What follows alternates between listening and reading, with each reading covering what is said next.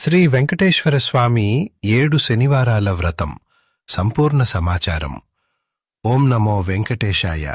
భక్తులారా, ఈ కలియుగంలో కష్టాలను తీర్చే కల్పవృక్షం, కోరిన వరాలిచ్చే కామధేనువు ఆ 7 కొండలవాడు.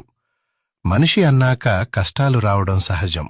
ఆర్థిక ఇబ్బందులు, అనారోగ్య సమస్యలు, పెళ్ళిళ్ళు కాకపోవడం, సంతానం కలగకపోవడం, లేదా జాతకంలో శని దోష ప్రభావం వల్ల ఏ పని తలపెట్టినా ఆగిపోవడం, ఇలా ఎన్నో సమస్యలు మనల్ని వేధిస్తూ ఉంటాయి.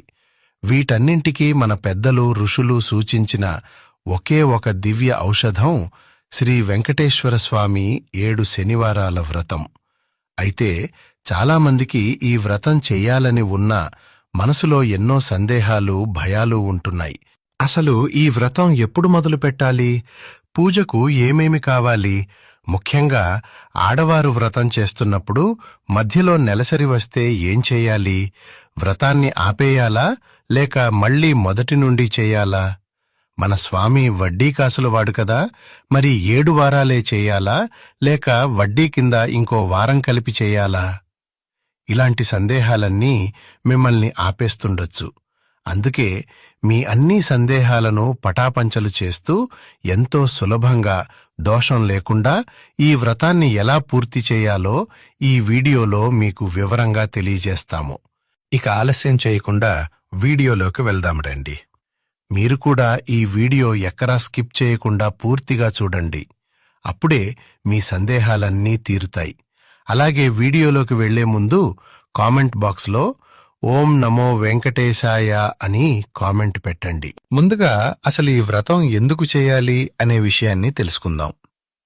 ఎవరైతే తీవ్రమైన ఆర్థిక ఒడిదుడుకుల్లో ఉన్నారో, ఎవరికైతే మనశ్శాంతి కరువైందో అలాంటివారు ఈ వ్రతాన్ని సంకల్పం చేసుకుని చేస్తే ఆ శ్రీనివాసుడు ఖచ్చితంగా మీ చేయి పట్టుకుని గట్టెక్కిస్తాడు. ఇక ఈ వ్రతాన్ని ఎప్పుడు మొదలు పెట్టాలి అనే సందేహం చాలామందికి ఉంటుంది.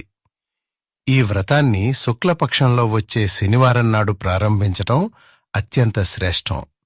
అంటే అమావాస్య వెళ్లిపోయిన తర్వాత పౌర్ణమికి ముందు వచ్చే ఏదైనా శనివారం నాడు మీరు ఈ వ్రతాన్ని మొదలుపెట్టవచ్చు.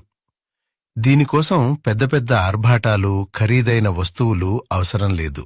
కేవలం స్వామివారి పటం, పసుపు, కుంకుమ, గంధం, దీపారాధన కుందులు, ఆవు నెయ్యి లేదా నువ్వుల నూనె, నైవేద్యం కోసం బెల్లం లేదా శనగలు ఉంటే చాలు.